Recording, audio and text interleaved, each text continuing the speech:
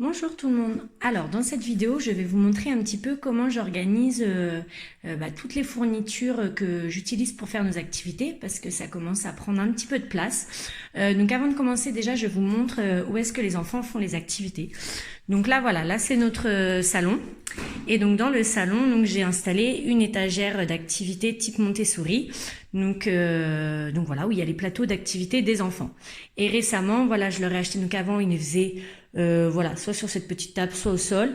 Et là, je leur ai acheté donc la table Frisa. Donc pour l'instant, il n'y a pas encore donc la table Frisa d'Ikea.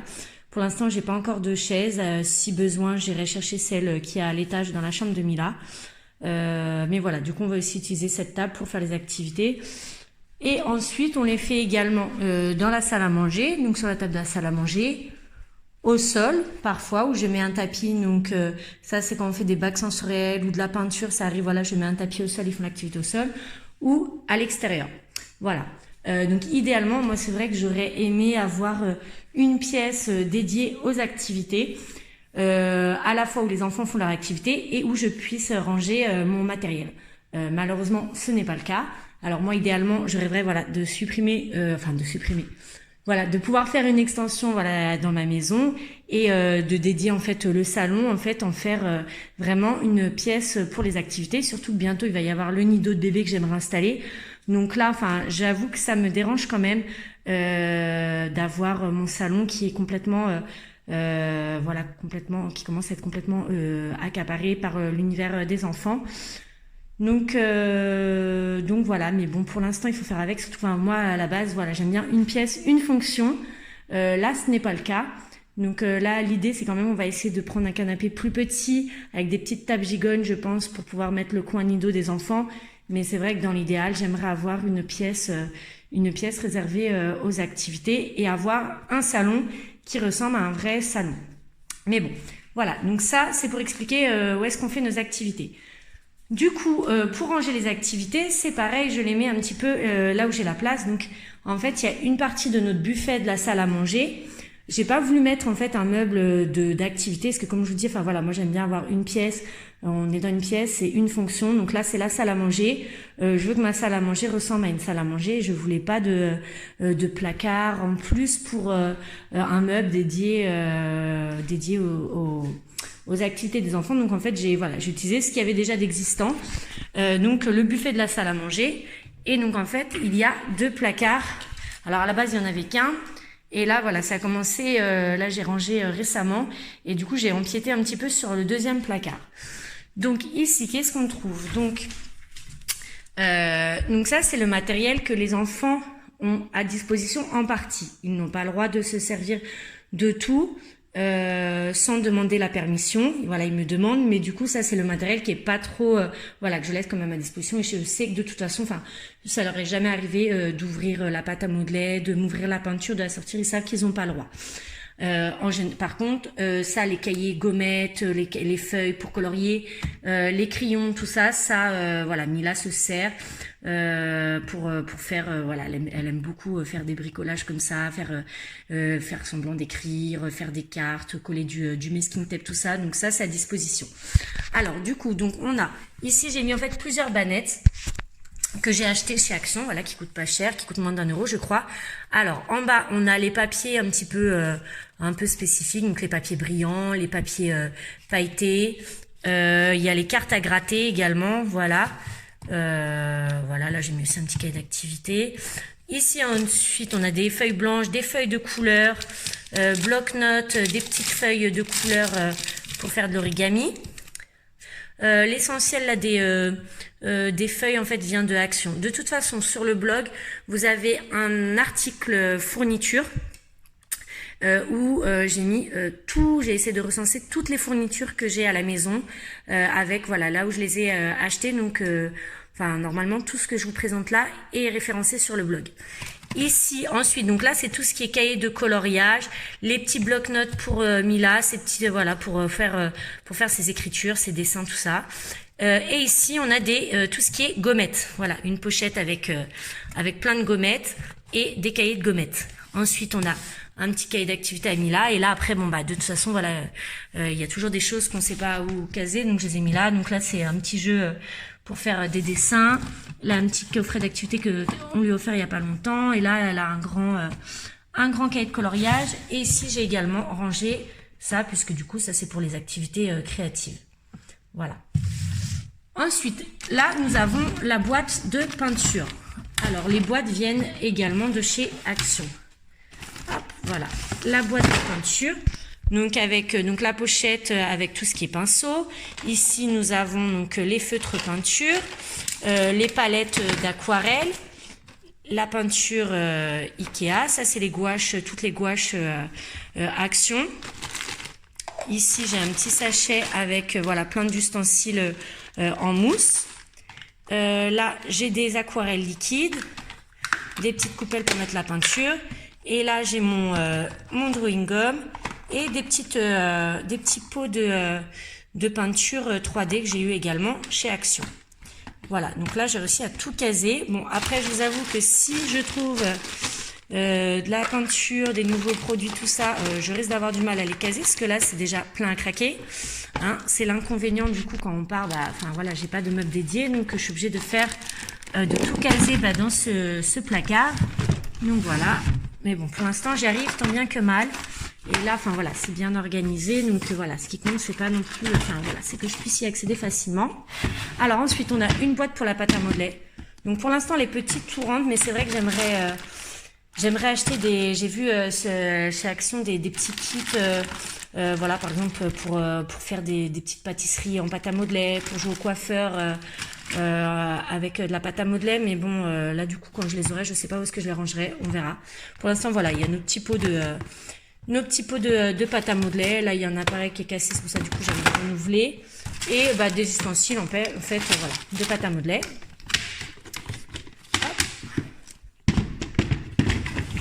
Ici, au milieu, j'ai les marqueurs d'Abendot, voilà. Et enfin, donc, la boîte, voilà, qui prend pas mal de place. Hop, donc là, ici, c'est tout ce qui est... alors, va y avoir, qu'est-ce qu'on a? On a les paillettes. Donc, les paillettes, il y en a beaucoup parce que les enfants adorent ça. Donc, tout ça, c'est paillettes. Voilà, j'essaie de ranger dans des petites boîtes pour que ce soit plus facile à organiser. Donc là, pareil, dans cette trousse, c'est tout ce qui est stylo paillettes. J'ai tout mis dans une trousse. D'ailleurs, il faudrait que j'en prenne une plus grande parce que ça commence à être compliqué à la fermer. Voilà. Là, on a des cols, on a des petits encriers avec des tampons ici, des pastels. Là, on a une trousse avec tout ce qui est feutre, stylo et crayons de couleur, également les ciseaux. Voilà. Ensuite, qu'est-ce qu'il y a d'autre? Donc tous les masking tape de Mila que j'ai mis dans une boîte. Là, j'ai des pastels qui, voilà, la plupart mériteraient d'être jetés parce qu'elles commencent à être vraiment petites, cassées. Donc, mais bon, pour l'instant, je les conserve. Les cols. Là, voilà, ici de la colle, du vernis-colle. Là, j'ai quelques feutres. Et ici, pareil, voilà, les feutres, les stylos aérographes et des surligneurs. Voilà, et là, une petite boîte de dessin avec des cartes effaçables. Donc voilà, donc ça c'est pour ce qui est dans ce placard. Donc ça c'est tout ce qui est activité créative qui est à portée des enfants, mais voilà, pour lesquels il faut qu'ils demandent la permission. Ici donc il y a donc ça c'est pour moi, ça c'est mon coin à moi, donc c'est mon imprimante marronneuse, ma plastifieuse, voilà. Et là ça c'est nos papiers personnels en fait. Avant que je les classe dans les classeurs, je mets tout ici. D'ailleurs là il y a besoin de faire le tri. Et ensuite, donc là, j'ai récupéré donc récemment pour faire de la place en fait dans la salle de jeu des enfants. J'ai fait ici une étagère dédiée à tout ce qui est apprentissage donc des mathématiques et lecture, écriture. Donc du coup, donc là déjà, bon, il y a les feuilles pour l'imprimante. Là, ici, j'ai mis tout ce qui est cahier d'activité pour Mila. Voilà, tous ces cahiers d'activité sont là. Ici, donc comme il y a le Magnetic Book de Mila, donc j'ai mis aussi tous les petits livres qui vont avec là. Voilà. Ensuite, il y a donc son puzzle de l'alphabet. Là, j'ai une petite boîte dans laquelle, alors déjà je vais sortir. Là, j'ai les barres Montessori pour les mathématiques. Et là, j'ai une petite boîte, en fait, dans laquelle j'ai mis... Alors ça, c'est ce qu'on utilise pour les mathématiques. Voilà, des chiffres mobiles, des dés, les barrettes de perles. Là, ça, c'est pour des petites cartes pour l'écriture des lettres. Là, pareil, un porte-clés avec des mots à écrire. Un petit jeu slam, comme c'est sur les lettres. Le Uno pour les chiffres. Ici, il y a pas mal de pochoirs, parce que Mila, elle aime bien ça. Donc, chiffres, lettres et aussi quelques formes. Les lettres mobiles. Et ça, donc, c'est des petites lettres qui vont avec ce tableau. Hop. Voilà, le tableau noir. Et du coup, elle peut mettre les lettres dans les rainures. Je ferai un article, quand j'aurai le temps, sur le matériel que j'utilise pour l'écriture, lecture, phonologie, et un autre sur les mathématiques où je mettrai tout le matériel que j'utilise. Donc là, il y a aussi la tablette avec le stylo magnétique pour l'alphabet, pardon. Ici, il y a plusieurs... donc ça, j'ai mis pareil dans des sortes de bannettes, je sais plus comment on appelle ça, les bannettes verticales. Donc c'est bien pratique, je trouve, pour ranger. Donc là, voilà, tous les livres ardoises, donc graphisme, forme et couleurs. Il y a les lettres minuscules, donc ça sera pour plus tard. Et là, donc ce que je vais acheter récemment, les lettres majuscules et les chiffres. Voilà. Ensuite, qu'est-ce qu'il y a d'autre? Et ça, c'est pour plus tard aussi. J'ai acheté ça chez Action, mais c'est pour plus tard. C'est pour l'écriture des mots. On a un puzzle serpent, chiffres et lettres. Les tampons lettres, le coffret chiffre Montessori, et ensuite voilà un jeu sur les chiffres et un jeu sur les lettres. Voilà pour ce placard. Donc ensuite, le reste des fournitures se trouve dans mon cellier. Mon cellier qui est multifonction et que j'ai rangé donc récemment. Donc voilà. Donc ici déjà, c'est là où je case. C'est mes cartons où je range tout ce qui est par saison. Les fournitures, dès que c'est terminé, je mets dans un carton. Donc là, par exemple, là, ce sera le carton d'été. Donc il y a aussi le matériel que j'utiliserai pour les activités à venir, les autres thèmes que l'on fera au cours de l'été. Je respire un peu, je suis essoufflée, parce que je me suis baissée, je me suis relevée rapidement. Et que bébé commence à peser dans mon ventre. Donc voilà, donc en gros, qu'est-ce que je mets? Tout ce qui est objet décoratif que j'achète, voilà, quand on fait nos tables de saison, nos décors, les mini-mondes, tout ce que je crée aussi, les jeux que je crée, les fiches d'activité, vous voyez, là, on voit. Voilà, je les range ici. Des jeux spécifiques, voilà, sur des jeux que je peux acheter, des puzzles, tout ça, qui vont être spécifiques à une saison. Il y en a certains que je mets à l'intérieur. Donc voilà. Ensuite, ici, donc ça, c'est ce qu'on utilise au quotidien, quand je fais les activités. Donc la première étagère, voilà, si vous voulez, là, c'est le garde-manger. Et moi, je vais utiliser la première étagère pour moi. Donc là, on va avoir toutes les boîtes avec ce que j'utilise pour faire la motricité, le tri de couleurs, les bacs sensoriels, voilà, les activités aussi créatives. Voilà, donc ça, c'est les fils chenilles. Ici, c'est les maïs. Là, c'est du riz coloré. Ici, on a de l'argile. Là, c'est des perles que j'ai utilisées il y a pas longtemps. Donc, pour l'instant, je les garde encore. Après, enfin, voilà, c'est pas forcément... après, je pense que je les mettrai dans des boîtes tupperware en plastique que je mettrai dans la boîte... dans le carton été. Ici, on a quelques cailloux, des grains de café. Tu peux faire ça avec Gina, tu veux? Après, ma chérie, oui, garde-le. Ici, j'ai mis quelques... voilà, donc là, c'est le sable élastique, le slime. Donc, tout ça, j'ai mis dans une petite boîte. Là, ensuite, j'ai des plateaux donc que j'utilise. Donc, ça, c'est un plateau que j'utilise pour faire des bacs sensoriels. Ici, là, il y en a pareil, un transparent. Bon, ça, c'est mes pâtes Fimos que je vais bientôt les utiliser. Les plateaux Ikea qu'on utilise pour faire les activités. Des boîtes, là, que j'utilise dans les... pareil, pour faire des activités ou pour quand je présente une activité dans l'étagère d'activités. Voilà, par exemple, je mets des figurines animaux là-dedans. Ça, c'est les boîtes qui vont dans la table Flisa. Donc voilà, donc là en gros c'est tout ce qui est assez encombrant et que je peux pas ranger dans les placards. Donc moi je le mets sur une étagère. On voit pas très bien avec le soleil derrière. Voilà. Ensuite, Ce meuble-là, c'est aussi à moi. Donc là, ici, qu'est-ce que j'ai mis? Donc là, c'est tout ce qui est, ça va être mes colorants. Il va y avoir, enfin ça, c'est pas mal de petites choses qu'on utilise surtout pour les activités créatives. Voilà, des strass, des petits brillants, des sequins. Là, j'ai pas mal de choses, une petite boîte avec pas mal de fils de coton, des petits confettis, des boutons.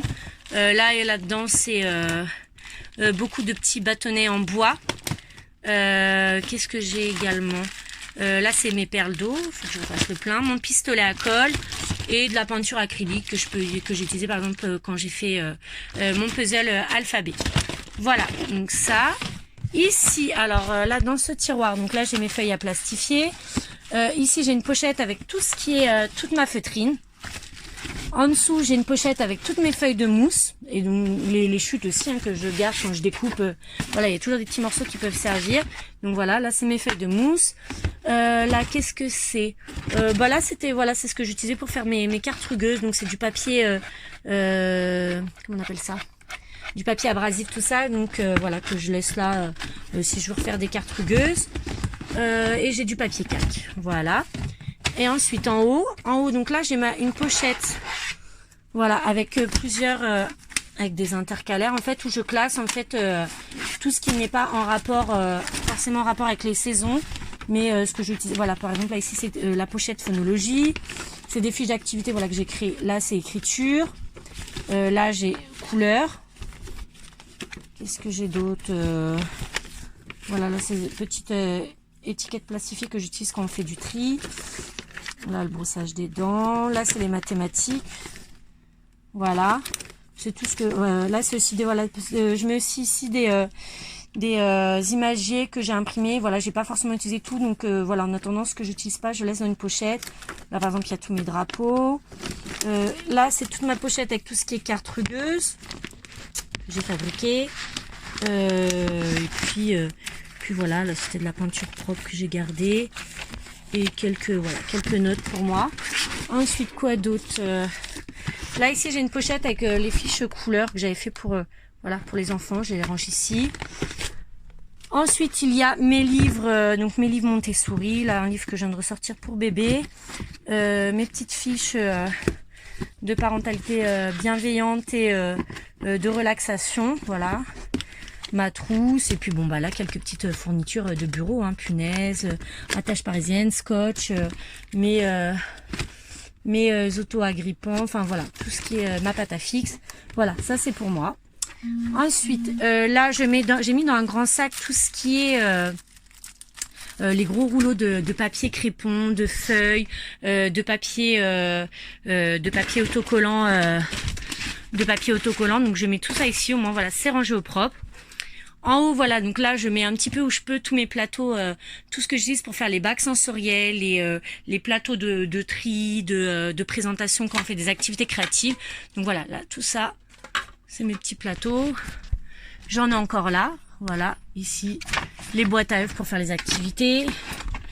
J'en ai également là, des boîtes, voilà, pour faire un plateau d'activité. Tout ça, je garde. Hop. Là, j'ai mis mes petits chevalets ici, que j'ai eu à Action quand on fait de la peinture. Voilà, quoi d'autre? Et ensuite, voilà, j'ai ces deux boîtes. Donc ça, je ne montre pas en détail, parce que ça, c'est en fait, c'est là où je range du matériel pour faire des activités. Donc, bon, attendez, je vais quand même sortir. Donc ça, c'est la nappe que j'utilise quand on fait les activités au sol. Ouh, là, voilà, par exemple, j'ai aussi la boîte à bouteilles. Ça, c'est des jeux, en fait, voilà, la boîte à bouteilles, la boîte à boîte. Ça, c'est du matériel, en fait, pour faire des activités. C'est pas vraiment fourniture, c'est le matériel déjà fini. Hop, et là-dedans, alors, voilà. Donc ça, c'est la boîte motricité. Donc, du coup, dedans, voilà, il y a tout ce qui est dans un sac, toutes les cuillères, les pinces, voilà. Il y a les pipettes. Et du coup, dedans, comme je disais, voilà, il y a du matériel déjà, enfin, voilà, je sais pas comment dire, voilà, du matériel, voilà, par exemple, ça, c'est un jeu, une activité directement que je présente. Voilà, ça, pareil, la boîte à ça. Voilà, ça, c'est tout ce que j'ai créé. Et que, j'ai aussi les fournitures pour faire une activité. Donc, par exemple, là, il y a ça, voilà, je le mets là-dedans. Des petits élastiques. Voilà, donc ça, c'est la boîte motricité. Hop. Et là, ici, c'est la boîte plus exploration sensorielle. Donc avec, voilà, donc tout ce qui est assiette de couleurs, les petits ravières, les verres de couleurs pour, voilà, pour faire les activités de tri de couleurs. Mes pinces à linge de couleurs. Il y a une boîte de tri. Là, à l'intérieur, dans ce sac, c'est des petits coussins sensoriels. Les bouteilles, des petites bouteilles pour faire les activités chaud, froid, tempérées. Et puis, quoi d'autre? Là, voilà, là, c'est un jeu, une nuance de couleurs que j'ai fabriqué. Et des petites planches de couleurs au fond.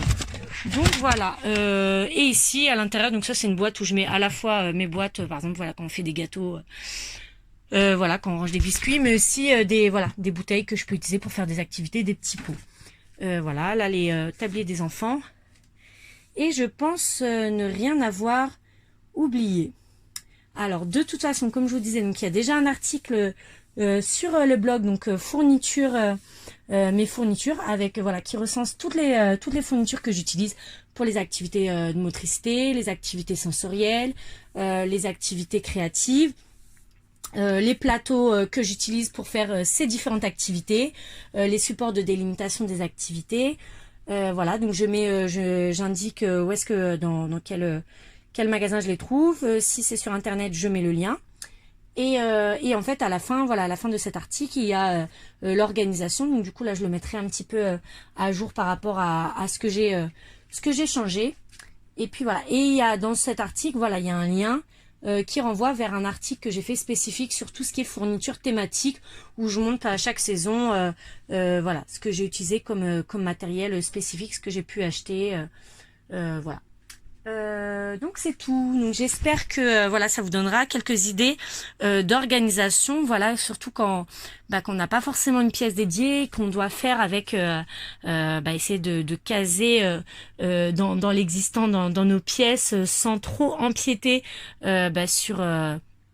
sur le quotidien de la famille, hein, parce que voilà moi ici là je commence à prendre de plus en plus de place, mais l'idée c'est pas que du coup après on n'ait plus d'étagères pour ranger la nourriture, que voilà ça devienne compliqué à trouver quoi que ce soit. Donc voilà, j'essaie vraiment de bien organiser au mieux, sachant que souvent enfin voilà je dois quand même faire régulièrement le rangement, parce qu'au début c'est bien, et puis après quand vous rangez les activités au fur et à mesure, vous les rangez plus rapidement, vous posez par dessus, et après ça commence à devenir le bazar. Donc là voilà, j'espère que je vais réussir à tenir avec cette organisation assez longtemps, et que ça va rester voilà, que ça va rester bien organisé.